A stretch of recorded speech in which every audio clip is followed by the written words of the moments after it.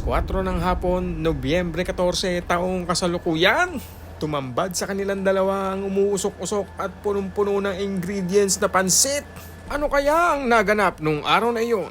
Silipin natin ang namamaga at mamula-mulang sumbong. Puro kalyo na ang sumbong nang makarating sa dalawang laos na love team ang kanilang impormasyon.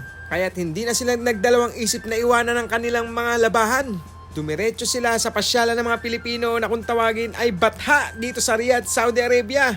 Dahil alam nilang kung may masarap na pagkain ay dito lamang matatagpuan. Siyempre meron din sa Sulaymania, baka magtampo sila. Nadaanan nga namin ang Villaggio Mall. Ayan nandito na tayo sa Batha mga kosa. Lakad-lakad muna tayo. Pansinin nyo na si Darling My Love So Sweet. Parang snatcher lang sa Quiapo. Masayaw-sayaw pa para di siya mahalatang snatcher siya. Pumunta tayo dito sa electronic building. Alam na mga Pilipino dito na mga pumapasyal sa Batha, yung electronic building na yan. Tapos may salamin dyan, magsasalamin muna silang dalawa. Para medyo makita nila kung malakas ang dating nila. Tapos mayroong pintuan dyan na kusang bumubukas. Akala namang multo pero bumubukas yan ng kusa. Ayan, pasok na tayo. Maraming mga electronics dito. Meron din mga tindahan ng gitara dito. Kaya madalas si Papa John Lloyd dito. Meron ding madadaan ng Kabayan Barber Shop. Ito na nga ang hinahanap natin, ang walk and cup mga kosa. Excuse me po. Ang walk and cup ay inihatid sa inyo ng Kabayan Barber Shop, ang barbershop ng bayan. Kaya bago kayo kumain, magpagupit muna kayo para medyo magutom kayo ng konti. At pinasok na nga na snatcher ang walk and cup na restaurant na yan. At palinga-linga pa nga siya sa mga ulam. Hindi sa mga tao, sa ulam siya nagpalinga-linga mga kosa dahil nasarapan nga siya.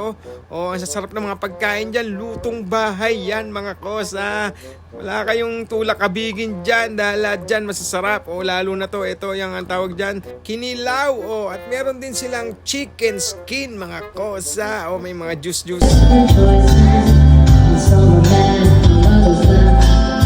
Some getting older and older. Love is free, but love is cursed. And love is money, how to think back first.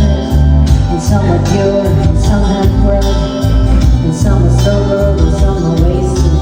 And some are rich because of faith. And so are poor, who are faithful. Some stand out, while others blame. And some are flat and sad, but some are. Ito nga, meron silang videoke habang kumakain ka ng mga lutong ulam, lutong bahay. Pwede kang kumana ng videoke dyan, kosa. Wow, Pasko na! Wala lang, hindi mo kasi maramdaman dito sa Saudi kapag nandito kayong Pasko. Tulog lang minsan, ayos na. Buti na lang, may nakita akong Christmas tree at nakaalala ako na may Pasko. At dumating na nga ang ating mga in-order na pulutan ay mga lutong ulam. Masarap sana mag-inom dito kung merong inuming nakakalasing. Kaya lang wala talagang ganun ang buhay. Saudi Arabia. Meron ngang gulay, dinuguan at kinilaw. At tinikman ko na kagad yung chicken skin ko sa hindi na ako makapaghintay dyan. Kulang na lang talaga beer dito. Tapos may videoke ka sa harap mo. Ayan na, may kinilaw pa. Naku po. Patay na. Yari na mga kosa. Sarap daw Asim-asim niya kosa. Talagang kinilaw, hilaw talaga. Niluto lang sa suka. At ito binanata ni Darling My Love So Sweet. Napakasarap daw nitong dinuguan nila. Testing nyo daw yung dinuguan. Sa kaya sila nakakuha ng dugo. Madala akong kakita ng dugo dito sa Saudi. At dumating na nga ang bida. Ito yung pansit natin. Nakita nyo yung na yan, yung squid ring na yan. Napakalaki ng squid ring. Kasya yung ko dyan Kasya si Junjun dyan Kasalukuyan nga tinitikman ang gulay ni Darling My Love So Sweet. Nakalabasa na may sitaw. Diba? Sarap-sarap sa dyan. At pinigaan ko na kagad ng lemon yung pansit. Di na ako makapaghintay mga kosa. Umusok-usok pa. Sayang ang usok.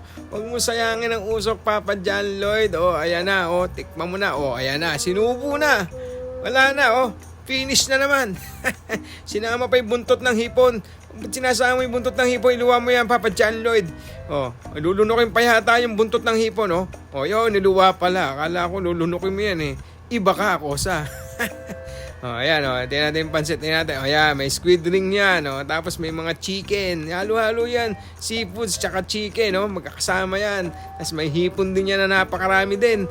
Oh, tapos ang gulay yan, napaka-fresh. Alright. Tapos meron silang dinuguan na may dugo na di ko alam kung saan nila na ako yung dugo na yan. Wala akong nakikita ang dugo masyado dito eh. Hindi siya ganun kaitim dahil nga hindi siya dugo ng baboy, pero pwede na. Talagang dinuguan talaga ang lasa niya, Papa Janlo, mga kosa. Pulutan na talaga. Kaya lang sinamahan ko ng kanin yan dahil nagugutom ako nung araw na yan, mga kosa. Ngunguya-nguya si Papa Janlo. Tapos na ang ating inuman session na hindi nakakalasing. Tubig lang inom natin at nagligpit na si Papa John Lloyd. Kaya ako naghanap kayo ng lutong ulam o lutong bahay, tapos meron kayong nakaharap na videoke, pasyalan nyo to, ang Walk and Cup. At wag nyo rin kakalimutan yung Kabayan Barbershop sa tabi nito, mga kosa. Please follow, like, and share.